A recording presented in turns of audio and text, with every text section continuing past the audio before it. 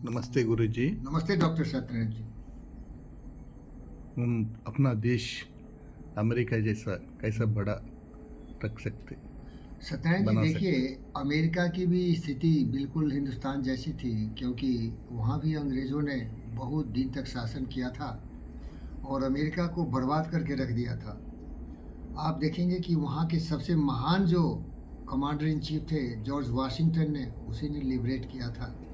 तो अगर चाहते हो कि किसी देश को आज़ाद किया जाए और उसको प्रगति पथ पर आगे ले जाए और अमेरिका की तरह इस पृथ्वी का सबसे सर्वशक्तिमान राष्ट्र बनाया जाए, तो अनुशासन बहुत जरूरी है। लोगों में देशभक्ति की आवश्यकता है, स्वार्थ की आवश्यकता नहीं है। हिंदुस्तान के परिप्रेक्ष्य में देखेंगे तो हिंदुस्तान दशकों तक गुलाम रहा, क्योंकि यहाँ के लोग बहुत ही स्वार्थी रहे, आपस में लड़ते झगड़ते रहे। विदेशी आक्रांताओं ने यहाँ आए।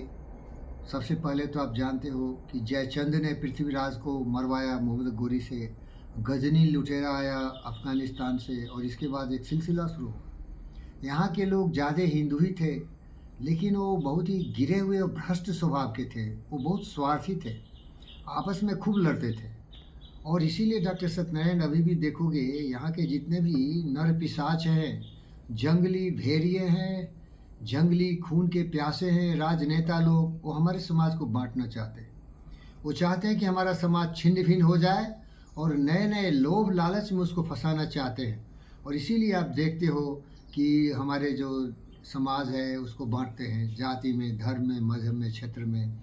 तो इससे देश का नुकसान होता है। लेकिन वो जातिवादी, वंशवादी परमानेंट सत्ता में रहते हैं। नेहरू खानदान के लोग अभी भी चल रहा है। इटालियन ब्रीड अभी भी चाहता है कि फिर से वो प्रधानमंत्री बन जाए।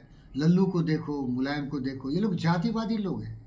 अंबेडकर साहब ऐसे महान व्यक्ति थे जिन्होंने संविधान की रचना की और बार बार कहा था कि जाति, धर्म, मजहब, क्षेत्र के नाम पर हमारे समाज को नहीं बांटना। ये सब बराबर का हकदार है यहाँ, लेकिन उसकी कोई भी सम्मान नहीं करता। प्यारे दोस्तों, तो मेरे जीवन का एक ही सपना था कि अगर मैं डिफेंस फोर्सेज में होता तो मेरा रोल सुभाष चंद्र बोस का होता, जॉर्ज वाशिंगटन की तरह होता। अब देखो, हमारे यहाँ जितने भी राजनेता हैं वो सत्ता में आने चाहते हैं। सत्ता में आने से क्या होता है, पूरी शक्ति उस राज्य की और उस देश का उसके हाथ में आ जाता है, और उसका प्रयोग इसलिए करता है, अपने आप के लिए करता है। अपने आप को धनवान बनाता है, बलवान बनाता है, सर्वशक्ता है, और जनता की सेवा नहीं करता है। हमारे दोस्त थे अब्राहम लिंकन, उन्होंने कहा था democracy is the government of the people, by the people, for the people. और अम्बेडकर ने अपने संविधान में हिंदुस्तान को डेमोक्रेसी ही कहा। India that is Bharat shall be union of states. Preamble में लिखा हुआ है, it can be sovereign, secular, democratic Republic. Secular Indira Gandhi जोड़ दिया था। इट इज इनिशियली तीन ही थे, सॉवरेन, डेमोक्रेटिक, रिपब्लिक। ये शुद्ध है और सच है। तो मेरा जो अंतिम ध्येय है देश के लिए काम करने का, मैं बहुत महान देशभक्त हूँ। आप मुझे सर्टिफिकेट मत देना, प्रमाण पत्र नहीं देना, अपना प्रमाण पत्र देखो तुम कौन हो। मैं महान देशभक्त हूँ। मैं अपने आप को सोचता हूँ मैं भगत सिंह, चंद्रशेखर आज़ाद, सुभाष बोस, झांसी की रानी लक्ष्मीबाई, ऐसे महान लाल बाल पाल की छवि का व्यक्ति हूँ। क्योंकि देश है तो हम हैं, देश है तो हमारे जो लोग आपस में हमारे जनता को लड़ा झगड़ा रह रहे हैं वो भी जिंदा है। देश के लिए जीना, देश के लिए मरना। और फिर चलो सेना, हमारी सेना डिफेंस फोर्सेस हैं, वो बिल्कुल देश के लिए समर्पित है। लेकिन वो क्या है भाई, गुलाम है कुछ हद तक। देखते हो हमारे राजनीतिक दल उनको छड़क सरक छाप गुंडे बोलते हैं, क्योंकि वो देश के लिए जीते हैं, देश के लिए मरते हैं। 2 पैसे देते हैं हम उनको, लेकिन वो जान की बाजी लगाते हैं भाई, हमारे लिए मरने को तैयार है। ये गद्दार लोग जाके पार्लियामेंट हो, असेंबली हॉल हो, वहाँ जाके ये लोग लड़ाई झगड़ा करते हैं। हमेशा कोई चर्चा नहीं करता, देश के हित की बात नहीं करता। ये लड़ाई झगड़े में हमारे जनता के जो पैसे हैं इनकम टैक्स के, उसको बर्बाद करते हैं। और हमारी सेना आराम से वहाँ केवल इनके लिए मर रहे हैं, खून बहा रहे हैं। हर दिन देखते होगे जम्मू कश्मीर में हमारे कुछ जवान मरते हैं। हमारे जवान मरते हैं चाइनीज़ बॉर्डर पर, तुमने सुना होगा मेरे भाई, पाकिस्तानी बॉर्डर पर हैं। और इसीलिए गद्दार देश की संसदों में गुंडागर्दी करते हैं, और हर राजनीतिक दल का नेता अपने आप को सम्राट समझता है, ये अपने आप को औरंगजेब समझता है ये अपने आप को शी जिनपिंग जोंग समझता है, गद्दार।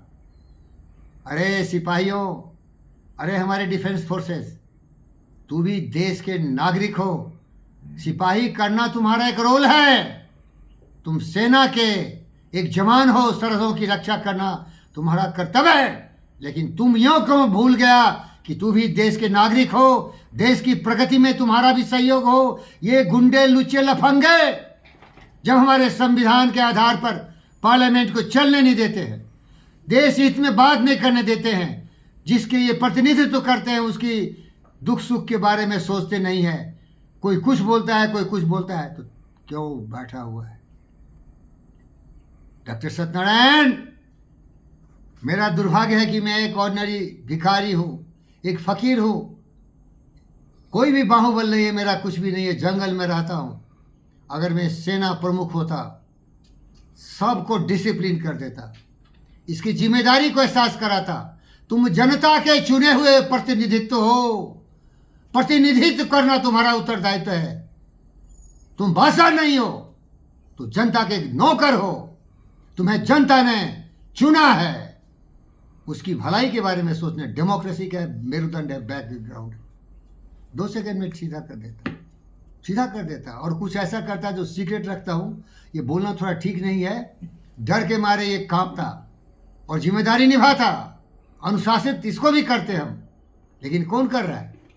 सब शेर है, जितना भी है सब शेर है, दहाड़ रहा है। जनता परेशान है, जनता पीड़ित है, और यह जनता साली बिकती है। बिजली फ्री दो, वोट दे देगा। पानी फ्री दो, वोट दे देगा। अरे ये तो वोट भी बेचता है जनता, बेशरम। पैसे नहीं दोगे तो वोट भी नहीं देगा। जो ज़्यादा पैसा देगा वो वोट देगा। इस देश को कौन बचाए भाई? मैं बचा सकता था। इलेक्शन की जरूरत ही क्या है भाई? अगर मुझे गर्व है, फक्र है कि मैं सुभाष बोस हूँ, भगत सिंह, चंद्रशेखर आज़ाद हूँ, क्या वो इलेक्शन लड़के भगत सिंह बने थे? क्या वो इलेक्शन लड़के सुभाष बोस बने थे? देशभक्ति थी। क्या झांसी की रानी इलेक्शन लेके झांसी की रानी बनी थी? अरे देशभक्ति होनी चाहिए। देश के लिए जीना, देश के लिए मरना, अपने जनता के लिए जीवन समर्पित करना, क्या ये इलेक्शन से होता है मेरे भाई? ये दिल में होता है, उमंग होता है, उत्साह होता है। क्या शिवाजी इलेक्शन लड़के शिवाजी महाराज बने थे? क्या महाराणा प्रताप इलेक्शन लड़के बने थे? इलेक्शन की जरूरत नहीं है। जागरूकता पैदा करो। जब हमारे बच्चे जन्मते हैं तब से उनको देशभक्ति सिखाओ। ऐसे संस्थान हैं जो देशभक्ति सिखाते हैं, उन्हीं के खिलाफ ये गद्दार लोग लगे हुए। ओम शांति, ओम शांति।